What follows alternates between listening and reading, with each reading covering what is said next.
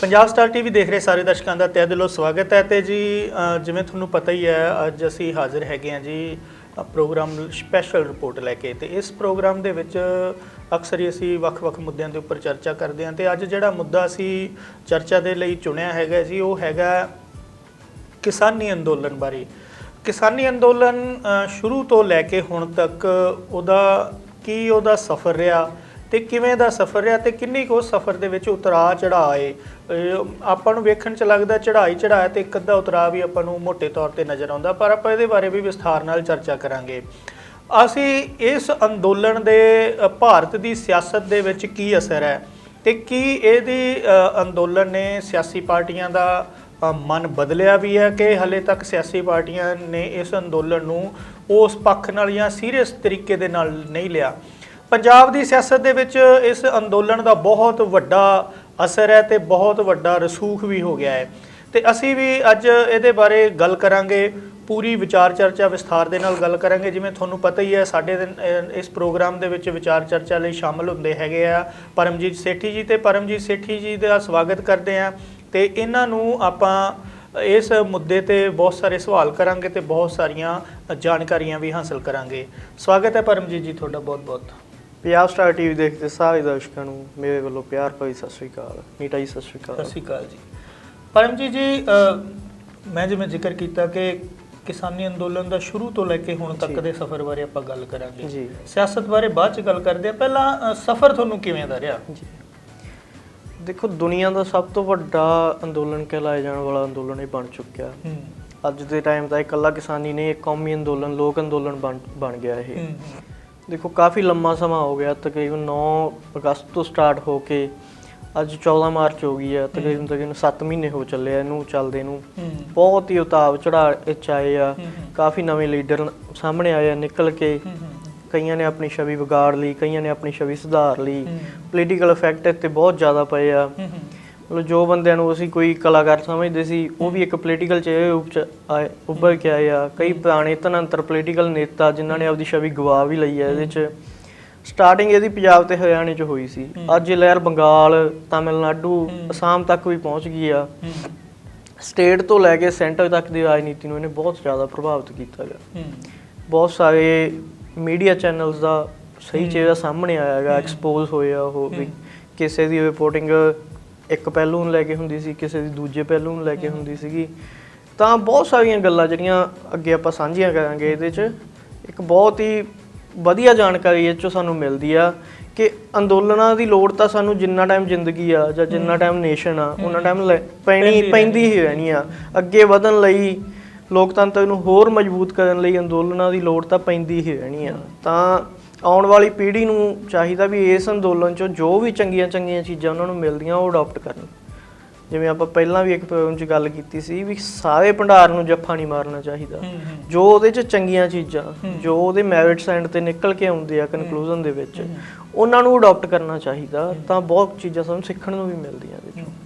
ਪਰਮਜੀਤ ਜੀ, ਆਪਾਂ ਜ਼ਿਕਰ ਜਿਵੇਂ ਤੁਸੀਂ ਕੀਤਾ ਅੰਦੋਲਨ ਦਾ ਜੀ, ਭਾਰਤ ਦੀ ਸਿਆਸਤ 'ਚ ਲਾ ਲਓ ਜਾਂ ਭਾਰਤ ਦੇ ਇਤਿਹਾਸ 'ਚ ਲਾ ਲਓ ਜਾਂ ਭਾਰਤ ਦੇ ਫਿਊਚਰ ਦੀ ਗੱਲ ਲਾ ਲਈ ਆਪਾਂ, ਭਾਰਤ ਦੀ ਆਜ਼ਾਦੀ, ਭਾਰਤ ਦੀ ਹੋਂਦ ਦੀ ਅੰਦੋਲਨ ਨਾਲ ਮਿਲਦੀ ਹੈ, ਗੱਲ ਹੁੰਦੀ ਹੈ। ਤੇ ਭਾਰਤ ਦੇ ਵਿੱਚ ਇਕੱਲਾ ਇਹੀ ਅੰਦੋਲਨ ਨਹੀਂ ਹੈਗਾ, ਅੰਦੋਲਨਾਂ ਦਾ ਇੱਕ ਇਤਿਹਾਸ ਰਿਹਾ ਜੀ।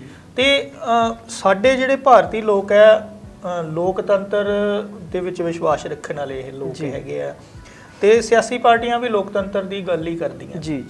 ਪਰ ਜਦੋਂ ਦੀ 2014 ਤੋਂ ਬਾਅਦ ਭਾਰਤੀ ਜਨਤਾ ਪਾਰਟੀ ਦੀ ਸਰਕਾਰ ਆਈ ਹੈ ਤੇ ਇਹ ਲੋਕਤੰਤਰ ਤੋਂ ਥੋੜਾ ਜਿਹਾ ਉਲਟ ਸੋਚਣ ਵਾਲੇ ਆ। ਬਿਲਕੁਲ। ਤੇ ਇਹਨਾਂ ਨੇ ਹਮੇਸ਼ਾ ਕੋਸ਼ਿਸ਼ ਕੀਤੀ ਹੈ ਕਿ ਜਦੋਂ ਦਾ 2019 ਚ ਇਹਨਾਂ ਨੂੰ ਬਹੁਮਤ ਮਿਲ ਗਿਆ, ਪਹਿਲਾਂ ਤਾਂ ਉਸ ਹਿਸਾਬ ਨਾਲ ਇਹਨਾਂ ਦੇ ਕੋਲੇ ਬਹੁਮਤ ਨਹੀਂ ਸੀਗਾ। ਇਹ ਆਪਣੇ ਭਾਈਵਾਲ ਪਾਰਟੀਆਂ ਦੇ ਦਬਾਅ ਹੇਠ ਰਹਿੰਦੇ ਸੀਗੇ, ਕਿਉਂਕਿ ਵੀ ਕਈ ਮੁੱਦਿਆਂ ਤੇ ਸਾਰੀਆਂ ਪਾਰਟੀਆਂ ਦੀ ਸਹਿਮਤੀ ਨਹੀਂ ਹੁੰਦੀ ਸੀ।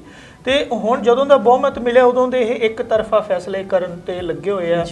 ਜਿਵੇਂ ਕਿਸਾਨ ਅੰਦੋਲਨ ਤੇ ਭਾਰੀ ਦਬਾਅ ਦੇ ਵਿੱਚ ਹੈ ਇਹ ਸਰਕਾਰ, ਪਰ ਫਿਰ ਵੀ FCI ਵਾਲਾ ਇਹਨਾਂ ਦਾ ਜਿਹੜਾ ਹੁਣ ਆਇਆ ਉਹ ਨਵਾਂ ਨਿਯਮ ਲੈ ਕੇ ਆਏ ਆ, ਉਹ ਵੀ ਇੱਕ ਇਸ ਸਰਕਾਰ ਦੀ ਉਹ ਦਿਸ਼ਾ ਨੂੰ, ਉਸ ਦਸ਼ਾ ਨੂੰ ਦਰਸਾਉਂਦਾ ਵੀ ਇਹ ਹਜੇ ਤੱਕ ਹਾਰ ਮੰਨਣ ਵਾਲੇ ਨਹੀਂ ਹੈਗੇ। ਤੇ ਆਪਾਂ ਅੰਦੋਲਨਾਂ ਦੀ ਗੱਲ ਹੀ ਕਰ ਰਹੇ ਹਾਂ, ਆਪਾਂ ਗੱਲ ਹੋਰ ਪਾਸੇ ਨੂੰ ਜਾ ਰਹੀ ਹੈ ਮੁੱਦਾ। ਮਤਲਬ ਕਿ ਇਸ ਅੰਦੋਲਨ ਦੀ ਸ਼ੁਰੂਆਤ ਤੋਂ ਲੈ ਕੇ ਹੁਣ ਤੱਕ ਦਾ ਜਿਹੜਾ ਸਫ਼ਰ ਹੈ ਜੀ, ਉਹਦੇ ਵਿੱਚ ਬਹੁਤ ਕੁਝ ਸਿੱਖਣ ਵਾਲਾ ਹੈਗਾ ਜੀ ਜੀ।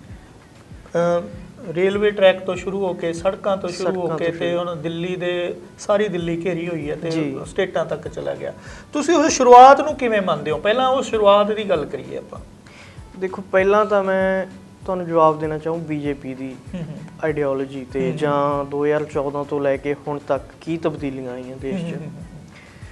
ਜਿਵੇਂ ਤੁਸੀਂ ਕਿਹਾ ਵੀ ਬਹੁਮਤ ਨਹੀਂ ਸੀ, ਹਾਲਾਂਕਿ ਪਹਿਲੀ ਗਵਰਨਮੈਂਟ 'ਚ ਵੀ ਉਹ ਪੂਰਨ ਬਹੁਮਤ ਨਾਲ ਆਏ ਸੀ, ਪਰ ਬਹੁਤ ਖੇਤਰੀ ਪਾਰਟੀਆਂ ਇਹੋ ਜਿਹੀਆਂ ਸੀ ਉਹਨਾਂ ਨਾਲ ਜੁੜੀਆਂ ਹੋਈਆਂ ਸੀ। ਹੌਲੀ ਹੌਲੀ ਉਹ ਉਹਨਾਂ ਖੇਤਰਾਂ 'ਚ ਬੀਜੇਪੀ ਨੂੰ ਹੀ ਐਕਟਿਵ ਕਰਦੇ ਗਏ, ਖੇਤਰੀ ਪਾਰਟੀਆਂ ਨੂੰ ਘਟਾਉਂਦੇ ਗਏ। ਜਦੋਂ 2019 'ਚ ਆ ਕੇ ਜਿੱਤੇ ਤਾਂ ਪਹਿਲਾਂ ਨਾਲੋਂ ਜ਼ਿਆਦਾ ਬਹੁਮਤ ਮਿਲੀ, ਪਹਿਲਾਂ ਨਾਲੋਂ ਵੋਟ ਪਰਸੈਂਟੇਜ ਵੀ ਜ਼ਿਆਦਾ ਮਿਲਿਆ, ਖੇਤਰਾਂ ਦੇ ਵਿੱਚ ਆਪਦਾ ਵਿਸਤਾਰ ਵੀ ਜ਼ਿਆਦਾ ਕੀਤਾ। ਤਾਂ ਉਹਦੇ ਨਾਲ ਕੀ ਹੁੰਦਾ ਵੀ ਜੋ ਸਾਡੇ ਖੇਤਰੀ ਪਾਰਟੀਆਂ ਦੀ ਸੋਚ ਆ ਉਹਨਾਂ ਨੂੰ ਦਬਾਇਆ ਜਾਂਦਾ, ਉੱਪਰ ਨੈਸ਼ਨਲਿਜ਼ਮ ਦੀ ਸਪੋਰਟ ਉਹਦੇ ਉੱਪਰ ਹਾਵੀ ਕੀਤੀ ਜਾਂਦੀ ਹੈਗੀ। ਤੇ ਉਸ ਤੋਂ ਬਾਅਦ ਦੀ ਅੰਦੋਲਨਾਂ ਦੀ ਗੱਲ ਕਰੀਏ, ਇਸ ਗਵਰਨਮੈਂਟ ਨੂੰ ਬਹੁਤ ਜ਼ਿਆਦਾ ਅੰਦੋਲਨਾਂ ਦਾ ਸਾਹਮਣਾ ਕਰਨਾ ਪਿਆ। ਆਪਾਂ NRC ਵਾਲੇ ਅੰਦੋਲਨ ਦੀ ਗੱਲ ਕਰ ਲਈਏ, ਜਾਂ ਪਹਿਲਾਂ ਟ੍ਰਿਪਲ ਤਲਾਕ ਦੇ ਅਗੇਂਸਟ ਜੋ ਅੰਦੋਲਨ ਹੁੰਦੇ ਸੀ, ਜਾਂ ਧਾਰਾ ਜੋ ਕਸ਼ਮੀਰ ਦੀ ਧਾਰਾ 370 ਹਟਾਈ ਸੀ ਉਸ ਦੇ ਉਹਦੇ ਤੇ ਇਹਨਾਂ ਨੇ ਅੰਦੋਲਨ ਕਰਨੀ ਨਹੀਂ ਨਾ ਦਿੱਤਾ, ਉਹਨਾਂ ਦੇ ਵਿਚਾਰਿਆਂ ਨੂੰ ਦੱਬ ਕੇ ਹੀ ਰੱਖ ਲਿਆ। ਉਹਦਾ ਐ ਸੀ ਨਾ, ਸਾਰੇ ਅੰਦੋਲਨਾਂ ਦਾ ਸਿੱਟਾ ਇੱਕੋ ਹੀ ਨਿਕਲਦਾ ਸੀ, ਮਤਲਬ ਉਹ ਦੇਸ਼ ਵਿਰੋਧੀ ਕਹਿਲਾਏ ਜਾਂਦੇ ਸੀ, ਐਂਡ ਤੇ ਦੰਗੇ ਹੋ ਜਾਂਦੇ ਸੀ, ਉਹੀ ਅੰਦੋਲਨ ਕਰਤਾ ਜੇਲ੍ਹਾਂ ਚਲੇ ਜਾਂਦੇ ਸੀ ਤੇ ਅੰਦੋਲਨ ਖਤਮ ਹੋ ਜਾਂਦਾ ਸੀ। NRC ਦਾ ਅੰਦੋਲਨ ਕਾਫੀ ਲੰਮਾ ਚੱਲ ਗਿਆ ਸੀ ਜੀ। ਉਸ ਤੋਂ ਬਾਅਦ ਕੋਵਿਡ ਦਾ ਸਹਾਰਾ ਲੈ ਕੇ ਉਹਨੂੰ ਤਿੱਤਰ-ਬਿੱਤਰ ਕਰਤਾ। ਜਿਹੜਾ ਸਾਡਾ ਕਿਸਾਨੀ ਅੰਦੋਲਨ ਆ ਇੱਥੋਂ ਦਾ, ਉਹ ਸਭ ਤੋਂ ਅਲੱਗ ਹੈ। ਉਹ ਹਾਲਾਂਕਿ ਉਤਾਰ ਚੜਾਅ ਉਸ 'ਚ ਵੀ ਆਏ ਆ, ਪਰ ਬਹੁਤ ਹੀ ਸ਼ਾਂਤਮਈ ਢੰਗ ਨਾਲ ਉਹਨੂੰ ਖਤਮ ਹੋਣ ਤੋਂ ਬਚਾਇਆ। ਕੋਈ ਹਿੰਸਾ ਉਹਦੇ ਜ਼ਿਆਦਾ ਭੜਕਣ ਨਹੀਂ ਦਿੱਤੀ ਗਈ। ਹਾਂ, ਜੇ ਗੱਲ ਕਰੀਏ ਸਟਾਰਟਿੰਗ ਦੀ, 9 ਅਗਸਤ 2020 ਨੂੰ ਪਹਿਲੀ ਵਾਰ ਪੰਜਾਬ 'ਚ ਮੋਰਚਾ ਲੱਗਿਆ। ਸਭ ਤੋਂ ਪਹਿਲਾ ਮੋਰਚਾ ਟੋਲ ਪਲਾਜ਼ਿਆਂ ਤੇ ਲੱਗਿਆ, ਟੋਲ ਪਲਾਜ਼ੇ ਘੇਰੇ ਗਏ। ਇਹ ਸਟਾਰਟਿੰਗ ਸੀ ਜੋ ਸਾਡੇ ਅੰਦੋਲਨ ਦੀ। ਇਹ ਪਿਛਲੇ ਅੰਦੋਲਨਾਂ ਦੀ ਸੋਚ ਚੋਂ ਹੀ ਨਿਕਲ ਕੇ ਆਈ ਸੀ, ਕਿਉਂਕਿ ਸਾਡੇ ਜੋ ਬਜ਼ੁਰਗ ਲੀਡਰ ਸੀਗੇ ਉਹ ਅੱਜ ਹੀ ਨਹੀਂ ਸੀ ਪੈਦਾ ਹੋਏ, ਉਹ ਪਹਿਲਾਂ ਬਹੁਤ ਅੰਦੋਲਨ ਕਰਦੇ ਰਹੇ ਆ। ਜਿਵੇਂ ਮੈਂ ਰਾਜੇਵਾਲ ਜੀ ਦਾ ਇਤਿਹਾਸ ਦੱਸਾਂ, ਜਾਂ ਚੜੂਨੀ ਸਾਹਿਬ ਦਾ, ਜਾਂ ਉਗਰਾਹਾਂ ਸਾਹਿਬ ਇੰਨੇ ਐਕਟਿਵ ਰਹੇ ਆ, ਤਾਂ ਉਹ ਪਹਿਲਾਂ ਵਾਲੀ ਸੋਚ ਨੂੰ ਲੈ ਕੇ ਹੀ ਇੱਥੇ ਆਏ ਸੀਗੇ। ਐ ਨਹੀਂ ਸੀ ਵੀ ਇੱਕਦਮ ਹੀ ਕੋਈ ਅੰਦੋਲਨ ਕਰਤਾ ਪੈਦਾ ਹੋ ਜਾਂਦਾ। ਹੌਲੀ ਹੌਲੀ ਪੰਜਾਬ ਦੀ ਰਾਜਨੀਤੀ ਤੇ ਇਹਦਾ ਇਫੈਕਟ ਪੈਣ ਲੱਗਿਆ। ਤਕਰੀਬਨ 1 ਮਹੀਨੇ ਬਾਅਦ ਸਤੰਬਰ 'ਚ ਆ ਕੇ ਬੀਬਾ ਜੀ ਹਰਸਿਮਰਤ ਕੌਰ ਬਾਦਲ ਜੀ ਨੇ ਅਸਤੀਫਾ ਦਿੱਤਾ ਤੇ ਅਕਾਲੀ ਦਲ BJP ਦਾ ਅਲਾਇੰਸ ਟੁੱਟ ਗਿਆ, ਜਿਹਨੂੰ 9 ਮਾਸ ਦਾ ਰਿਸ਼ਤਾ ਕਿਹਾ ਜੀ, ਜਿਹਨੂੰ 9 ਮਾਸ ਦਾ। ਸਭ ਤੋਂ ਪਹਿਲੀ ਭਾਈਵਾਲ ਪਾਰਟੀ ਸੀ, ਪੁਰਾਣੀ ਭਾਈਵਾਲ ਪਾਰਟੀ ਸੀ ਅਕਾਲੀ ਦਲ BJP ਦੀ। ਇਸ ਅੰਦੋਲਨ ਦੇ 1 ਮਹੀਨੇ ਦੇ ਝਟਕੇ ਨੇ ਉਹਨੂੰ ਤੋੜਤਾ।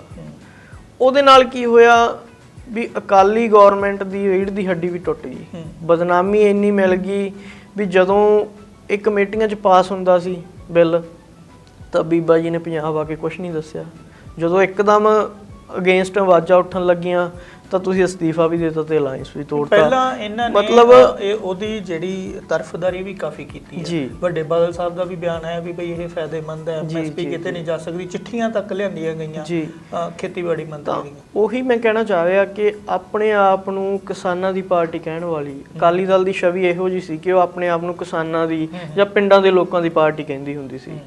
ਪਰ ਜਦੋਂ ਕਿਸਾਨਾਂ ਦੇ ਹੱਕਾਂ ਦੀ ਗੱਲ ਹੋਣੀ ਸੀ ਤਾਂ ਉਦੋਂ ਪੰਜਾਬ 'ਚ ਆ ਕੇ ਜਾਂ ਸੈਂਟਰ ਲੈਵਲ ਤੇ ਕੋਈ ਆਵਾਜ਼ ਨਹੀਂ ਉਠਾਈ। ਹਾਲਾਂਕਿ ਬੀਬਾ ਜੀ ਸੈਂਟਰ ਕੈਬਨਿਟ 'ਚ ਬੈਠੇ ਸੀ ਉਦੋਂ। ਜਦੋਂ ਇਹਨਾਂ ਦਾ ਵਿਰੋਧ ਹੋਣ ਲੱਗਿਆ, ਆਪਣੀ ਛਵੀ ਬਚਾਉਣ ਦੇ ਲਈ ਇਹਨਾਂ ਨੇ ਅਲਾਇੰਸ ਵੀ ਤੋੜਤਾ ਤੇ ਅਸਤੀਫਾ ਵੀ ਦੇਤਾ। ਚਲੋ, ਉਹਦੇ ਨਾਲ ਕਾਂਗਰਸ ਵੀ ਪੰਜਾਬ 'ਚ ਥੋੜ੍ਹੀ ਜਿਹੀ ਹੋਰ ਹਾਵੀ ਹੋਈ। ਆਮ ਆਦਮੀ ਪਾਰਟੀ ਵੀ ਚਿਹਰਾ ਉੱਭਰ ਕੇ ਕੌਣ ਲੱਗਿਆ ਵੀ ਅਗਲੀਆਂ ਜੋ ਚੋਣਾਂ ਅਗਲੇ ਸਾਲ ਵਿਧਾਨ ਸਭਾ ਚੋਣਾਂ ਹੋਣੀਆਂ, ਉਹਨਾਂ ਦੇ ਵਿੱਚ ਦਬਦਬਾ ਇਹਨਾਂ ਦੋ ਪਾਰਟੀਆਂ ਦਾ ਅਕਾਲੀ ਦਲ ਦੇ ਉੱਪਰ ਕਾਫੀ ਵੱਧ ਗਿਆ। ਫਿਰ ਗੱਲ ਕਰੀਏ ਦਿੱਲੀ ਜਾਣ ਦੀ ਕਾਲ। ਤਕਰੀਬਨ 4-5 ਨਵੰਬਰ ਨੂੰ ਕਿਸਾਨਾਂ ਨੇ ਦਿੱਲੀ ਜਾਣ ਦੀ ਕਾਲ ਦੇ ਦਿੱਤੀ ਸੀ। ਉਹਦੇ 'ਚ 20-25 ਦਿਨ ਤਾਂ ਦਿੱਤੇ ਸੀ ਵੀ ਫਸਲ ਦਾ ਨਿਪਟਾਰਾ ਹੋ ਸਕੇ, ਜੋ ਮੰਡੀਆਂ 'ਚ ਫਸਲ ਪਈ ਹੈ ਝੋਨੇ ਦੀ।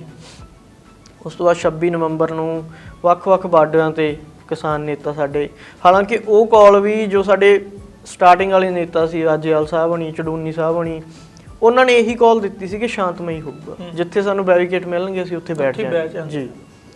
ਤਾਂ ਸ਼ੰਭੂ ਬੈਰੀਕੇਡ ਵੱਡ ਹੋ ਗਿਆ, ਜਾਂ ਅੰਬਾਲਾ ਵਾਲੀ ਸਾਈਡ ਤੋਂ ਜਾਂਦੇ ਹੋ ਗਏ, ਮਤਲਬ ਹਰ ਥਾਂ ਹਰਿਆਣਾ ਪੁਲਿਸ ਦੇ ਸਾਨੂੰ ਬੈਰੀਕੇਡ ਮਿਲੇ ਕਿਸਾਨਾਂ ਨੂੰ। ਉਸ ਤੋਂ ਬਾਅਦ ਕੀ ਹੋਇਆ ਵੀ ਜੋ ਸਾਡਾ ਯੂਥ ਸੀ ਉਹ ਉੱਭਰ ਕੇ ਆਇਆ। ਉਦੋਂ ਤੱਕ ਅੰਦੋਲਨ ਦੀ ਛਵੀ ਸਿਰਫ ਬਾਬਿਆਂ ਦੇ ਨਾਂ ਤੇ ਬਣੀ ਹੋਈ ਸੀ। 26 ਨਵੰਬਰ ਇੱਕ ਪਹਿਲਾ ਦਿਨ ਇਹੋ ਜਿਹਾ ਸੀ ਜਦੋਂ ਸਾਡੇ ਯੂਥ ਨੇ ਪਹਿਲ ਕਦਮੀ ਕੀਤੀ। ਬਾਬੇ ਸਾਡੇ ਬੈਰੀਕੇਟਾਂ ਤੇ ਬਹਿ ਗਏ ਸੀ, ਪਰੰਤੂ ਯੂਥ ਨੇ ਸਾਡੇ ਨੇ ਉਹਨਾਂ ਬੈਰੀਕੇਟਾਂ ਨੂੰ ਤੋੜਿਆ। ਉਦੋਂ ਕਾਫੀ ਵੀਡੀਓ ਹੋਈਆਂ ਵਾਇਰਲ। ਇੱਕ ਨੌਜਵਾਨ ਹਰਿਆਣੇ ਦੇ ਮੁੰਡੇ ਨੇ ਵਾਟਰ ਕੈਨਨ ਦਾ ਮੂੰਹ ਮੋੜਤਾ ਸੀ, ਕਿਸੇ ਨੇ ਜੋ ਉਹਨਾਂ ਦੇ ਟੋਏ ਪੱਟੇ ਗਏ ਸੀ ਉਹਨਾਂ ਨੂੰ ਭਰ ਤੱਕ ਰਾਹ ਲੈ ਕੇ ਗਏ। ਇੱਕ ਹੋਰ ਉਹਦੇ ਚ ਮੇਨ ਗੱਲ ਕੀ ਹੋਈ ਵੀ ਸਾਨੂੰ ਉਮੀਦ ਨਹੀਂ ਸੀ ਪੰਜਾਬੀਆਂ ਨੂੰ ਵੀ ਹਰਿਆਣੇ ਦਾ ਇੰਨਾ ਭਰਮਾ ਹੰਗਾਰਾ ਮਿਲੂਗਾ। ਪੰਜਾਬ ਦੇ ਕਿਸਾਨਾਂ ਨੂੰ ਬਿਲਕੁਲ ਉਮੀਦ ਨਹੀਂ ਸੀ। ਤੇ ਜਦੋਂ 26 ਦੇ ਬੈਰੀਕੇਡ ਟੁੱਟੇ ਤਾਂ ਅੱਗੇ ਹੀ ਹਰਿਆਣੇ ਦੇ ਕਿਸਾਨ ਖੜੇ ਸੀ।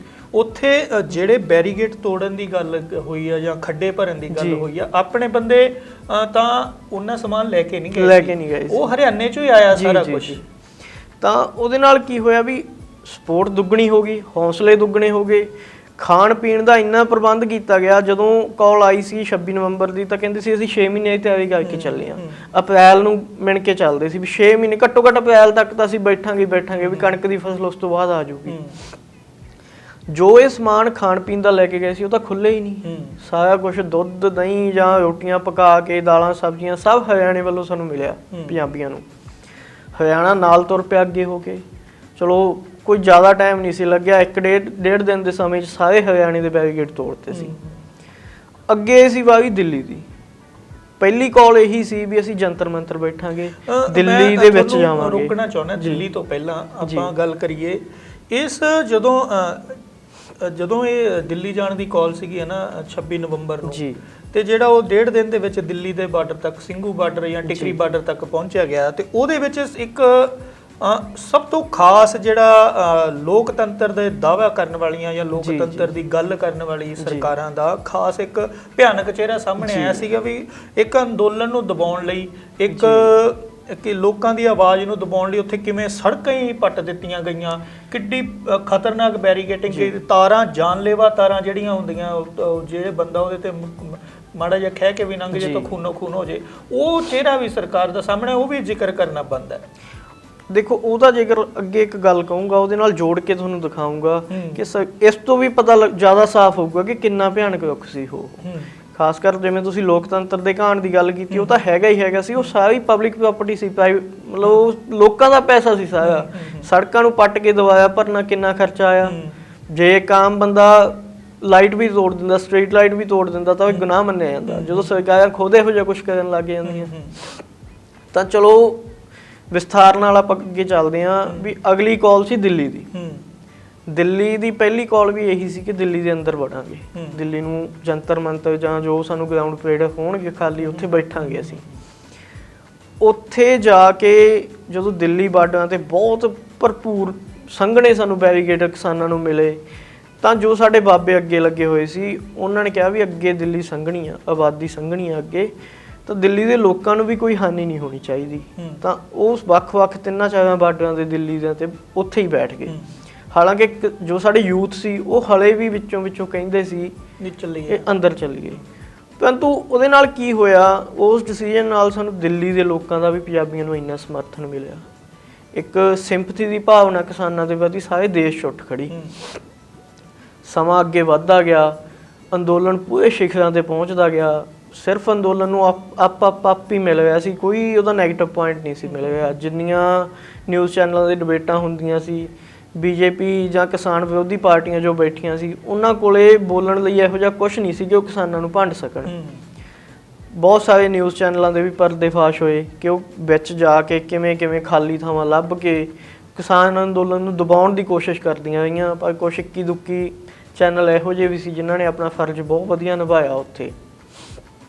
ਉਸ ਤੋਂ ਬਾਅਦ ਵਿੱਚ ਜਿਵੇਂ ਸਥਾਪਨਾ ਕੀਤੀ ਗਈ ਗੁਰੂ ਗ੍ਰੰਥ ਸਾਹਿਬ ਦੀ, ਅਖੰਡ ਪਾਠ ਸਾਹਿਬ ਕਰਵਾਇਆ ਗਿਆ, ਜਾਂ ਉੱਤਰਾਖੰਡ ਦੇ ਲੋਕ ਆਉਣੇ ਸਟਾਰਟ ਹੋ ਗਏ, ਬਿਹਾਰ ਪੱਛਮੀ ਯੂਪੀ ਦੇ ਲੋਕ ਆਉਣੇ ਸਟਾਰਟ ਹੋ ਗਏ, ਤਾਂ ਅੰਦੋਲਨ ਆਪਣੀਆਂ ਉਤਲੀਆਂ ਸਿਖਰਾਂ ਤੇ ਪਹੁੰਚਦਾ ਗਿਆ।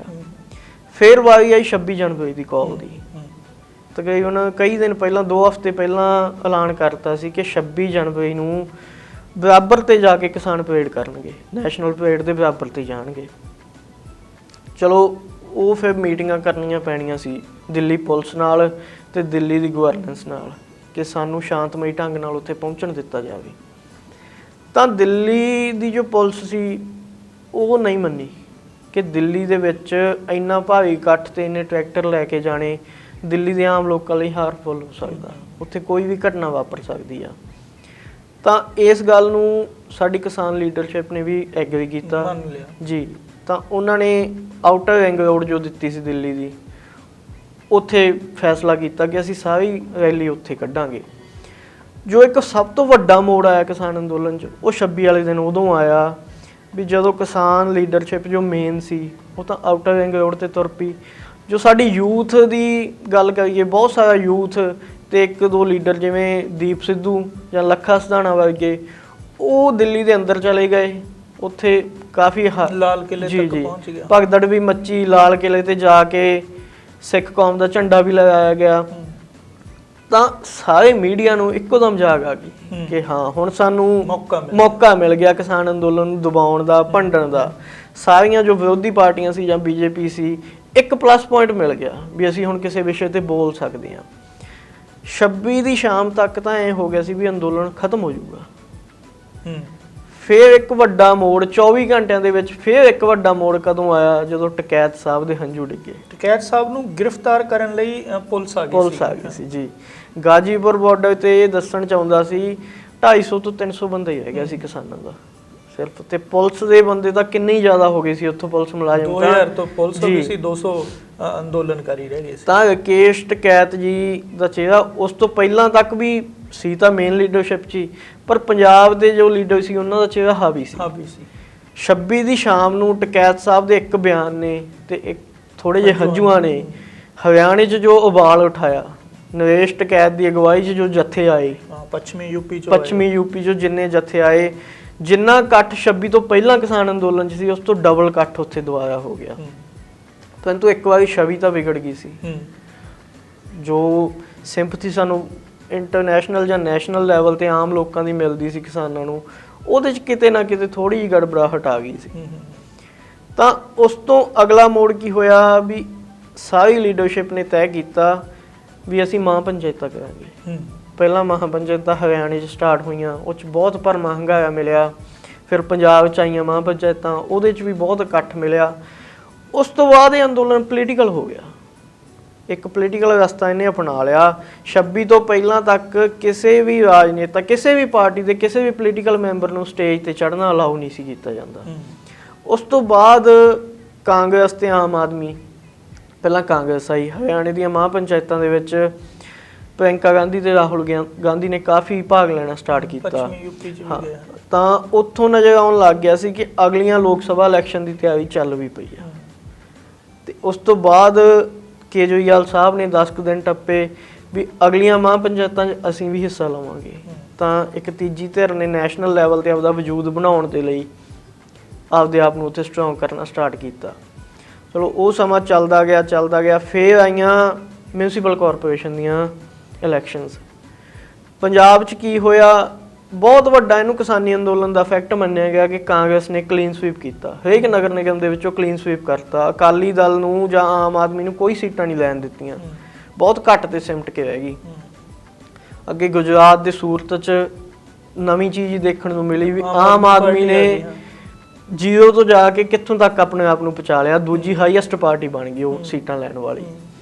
ਤਾਂ ਬੀਜੇਪੀ ਦਾ ਦਬਦਬਾ ਕਿਤੇ ਨਾ ਕਿਤੇ ਘਟਣ ਲੱਗਿਆ।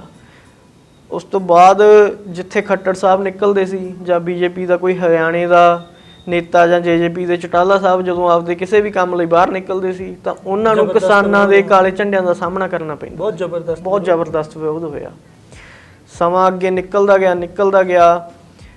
ਜਿਹੜੀ ਸਾਡੀ ਹਰਿਆਣੇ ਦੀ ਕਾਂਗਰਸ ਦੀ ਅਗਵਾਈ 'ਚ ਕਰਨ ਵਾਲੇ ਜੋ ਨੇਤਾ ਬੈਠੇ ਸੀਗੇ, ਉਹਨਾਂ ਨੇ ਫਿਰ ਹਿਸਾਬ ਲਾਇਆ ਵੀ ਹੁਣ ਤਾਂ ਜੇਜੇਪੀ ਤੇ ਬੀਜੇਪੀ ਦਾ ਅਲਾਇੰਸ ਟੁੱਟ ਸਕਦਾ ਕਿਉਂਕਿ ਬੀਜੇਪੀ ਦੀ ਸਰਕਾਰ ਉੱਥੇ ਜੇਜੇਪੀ ਦੇ ਹਿਸਾਬ ਹੀ ਖੜੀ ਸੀਗੀ। ਬੀਜੇਪੀ ਕੋਲੇ ਆਪ 45 ਸੀਟਾਂ ਨਹੀਂ ਸੀਗੀਆਂ, 6-7 ਉੱਥੇ ਆਜ਼ਾਦ ਮੈਂਬਰ ਸੀਗੇ, 10 ਸੀਟਾਂ ਜੇਜੇਪੀ ਕੋਲ ਸੀਗੀਆਂ।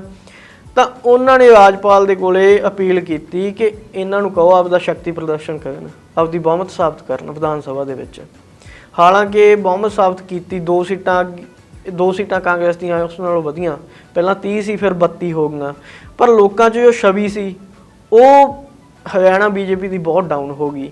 ਜਾਂ ਚਟਾਲਾ ਸਾਹਿਬ ਕੋਲੇ ਕਿਹਾ ਜਾਂਦਾ ਸੀ ਵੀ ਜੇ ਸਟਾਰਟਿੰਗ ਦੇ ਵਿੱਚ ਉਹ ਬੀਜੇਪੀ ਦਾ ਸਾਥ ਛੱਡ ਦੇਣਗੇ ਤਾਂ ਅਗਲੇ ਮੁੱਖ ਮੰਤਰੀ ਬਣਨ ਦਾ ਚਿਹਰਾ ਉਹ ਬਣ 6 ਮਹੀਨਿਆਂ 'ਚ ਹੀ ਮੁੱਖ ਮੰਤਰੀ ਬਣ ਸਕਦੇ ਆ। ਤੇ ਦੂਜਾ ਮੌਕਾ ਫੇਰ ਹੁਣ ਆਇਆ ਸੀ ਜੀ, ਦੂਜਾ ਮੌਕਾ ਉਦੋਂ ਆਇਆ ਜਦੋਂ ਸ਼ਕਤੀ ਪ੍ਰਦਰਸ਼ਨ ਵਿਧਾਨ ਸਭਾ ਦੇ ਵਿੱਚ ਕਰਨਾ ਸੀ।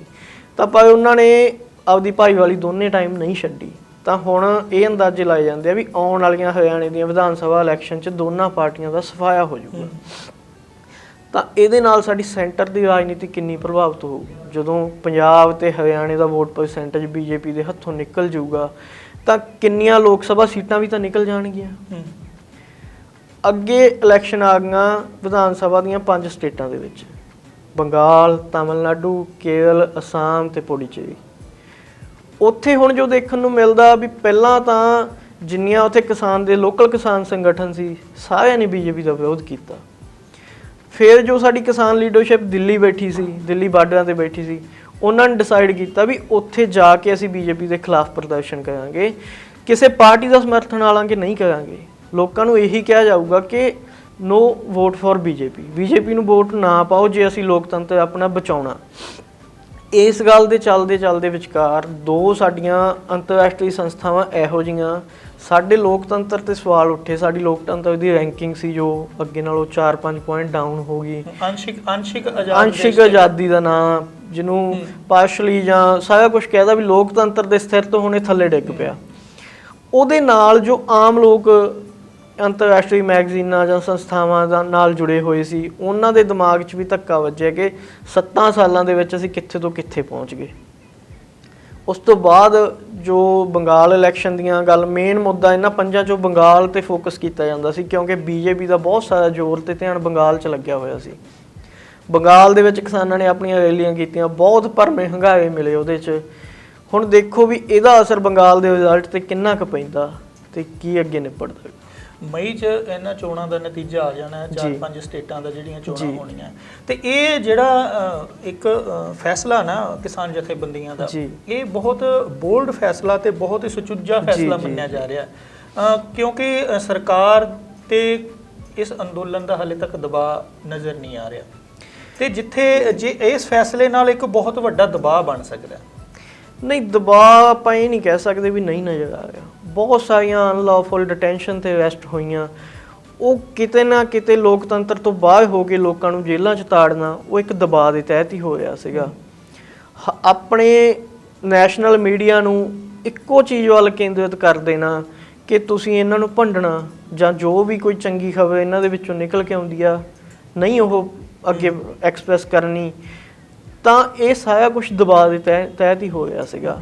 ਇਹਦੇ ਨਾਲ ਇੱਕ ਹੋਰ ਚੰਗੀ ਗੱਲ ਕੀ ਹੋਊ ਕਿ ਸਾਨੂੰ ਆਉਣ ਵਾਲੇ ਸਮੇਂ 'ਚ ਸਾਡੇ ਭਵਿੱਖ ਦੇ ਵਿੱਚ ਬਹੁਤ ਸਾਰੇ ਚੰਗੇ ਯੂਥ ਲੀਡਰ ਵੀ ਮਿਲਣਗੇ ਜੋ ਕਿਸਾਨ ਅੰਦੋਲਨ 'ਚੋਂ ਨਿਕਲ ਕੇ ਆਉਣਗੇ। ਬਹੁਤ ਸਾਰੀਆਂ ਜਥੇਬੰਦੀਆਂ, ਸਟੂਡੈਂਟ ਜਥੇਬੰਦੀਆਂ ਇਹਦੇ 'ਚ ਹਾਈਲਾਈਟ ਹੋਈਆਂ।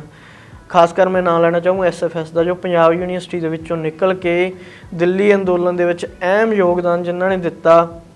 ਕੁਛ ਉਹਨਾਂ ਦੇ ਕ੍ਰਿਟੀਸਾਈਜ਼ ਵੀ ਹੋਏ, ਆਲੋਚਨਾ ਵੀ ਉਹਨਾਂ ਦੀ ਹੋਈ ਥੋੜ੍ਹੀ ਬਹੁਤ, ਪਰੰਤੂ ਚਿਹਰਾ ਇੱਕ ਉੱਭਰ ਕੇ ਆਇਆ। ਬਹੁਤ ਸਾਰੇ ਮਤਲਬ ਲੋਕਤੰਤਰ ਦੀ ਲੋਕਪ੍ਰਿਯਤਾ ਵਾਲੇ ਸਟੂਡੈਂਟ ਉੱਥੇ ਇੱਕ ਨੇਤਾ ਦੇ ਰੂਪ ਵਿੱਚ ਉੱਭਰ ਕੇ ਆਏ। ਪਰਮਜੀਤ ਜੀ, ਇਹ ਐਸਾ ਮੁੱਦਾ ਹੈ ਤੇ ਵੀ ਜਿਹੜਾ ਇੱਕ ਅੱਧੇ ਐਪੀਸੋਡ 'ਚ ਪੂਰਾ ਨਹੀਂ ਹੋ ਸਕਦਾ। ਤੇ ਆਪਾਂ ਉਮੀਦ ਕਰਦੇ ਹਾਂ, ਆਪਾਂ ਕੋਸ਼ਿਸ਼ ਕਰਾਂਗੇ, ਉਮੀਦ ਨਹੀਂ ਵੀ ਇਸ ਮੁੱਦੇ ਨੂੰ ਇੱਥੋਂ ਹੀ ਆਪਾਂ ਅਗਲੇ ਜਿਹੜੇ ਐਪੀਸੋਡ ਆ ਉਹਨਾਂ ਦੇ ਵਿੱਚ ਚੱਕੀਏ। ਤੇ ਹੁਣ ਜਿਹੜਾ ਸਮਾਂ ਇਜਾਜ਼ਤ ਨਹੀਂ ਦੇ ਰਿਹਾ ਤੇ ਆਪਾਂ ਦਰਸ਼ਕਾਂ ਤੋਂ ਇਜਾਜ਼ਤ ਲਈਏ। ਤੇ ਆਪਾਂ ਦਰਸ਼ਕਾਂ ਦੇ ਨਾਲ ਇਹ ਵੀ ਜ਼ਰੂਰ ਗੱਲ ਸਾਂਝੀ ਕਰਾਂਗੇ ਕਿ ਅਸੀਂ ਇਸ ਮੁੱਦੇ ਤੇ ਵੱਖ-ਵੱਖ ਐਪੀਸੋਡ ਦੇ ਵਿੱਚ ਅਸੀਂ ਹੋਰ ਵੀ ਗੰਭੀਰਤਾ ਦੇ ਨਾਲ ਤੇ ਵਿਸਥਾਰ ਦੇ ਨਾਲ ਚਰਚਾ ਕਰਦੇ ਰਵਾਂਗੇ। ਤੇ ਜੇਕਰ ਤੁਹਾਨੂੰ ਇਹ ਸਾਡਾ ਪ੍ਰੋਗਰਾਮ ਵਧੀਆ ਲੱਗਦਾ ਤਾਂ ਜ਼ਰੂਰ ਸਾਨੂੰ ਸੋਸ਼ਲ ਮੀਡੀਆ ਅਕਾਊਂਟਸ ਹੈਗੇ ਆ ਸਾਡੇ, ਉੱਥੇ ਕਮੈਂਟ ਕਰਕੇ ਸਾਨੂੰ ਆਪਣੀ ਫੀਡਬੈਕ ਦਿਆ ਕਰੋ। ਤੇ ਪੰਜਾਬ ਸਟਾਰ ਟੀਵੀ ਦੇ ਫੇਸਬੁੱਕ, YouTube, ਇੰਸਟਾਗ੍ਰਾਮ ਤੇ ਟਵਿੱਟਰ ਦੇ ਪੇਜ ਹੈਗੇ ਆ, ਤੇ ਉੱਥੇ ਜਾ ਕੇ ਸਾਨੂੰ ਸਾਰੇ ਫੋਲੋ ਕਰ ਸਕਦੇ ਹੋ। ਤੇ ਸਾਡੇ ਹੋਰ ਵੀ ਜਿਹੜੇ ਬਾਕੀ ਪ੍ਰੋਗਰਾਮ ਹੈ ਪੰਜਾਬ ਸਟਾਰ ਟੀਵੀ ਦੇ, ਉਹਨਾਂ ਨੂੰ ਵੀ ਤੁਸੀਂ ਵੇਖ ਸਕਦੇ ਹੋ। ਸਾਨੂੰ ਤੁਹਾਡਾ ਅਣਮੁੱਲਾ ਸਮਾਂ ਦੇਣ ਲਈ ਬਹੁਤ ਬਹੁਤ ਧੰਨਵਾਦ ਜੀ। ਧੰਨਵਾਦ।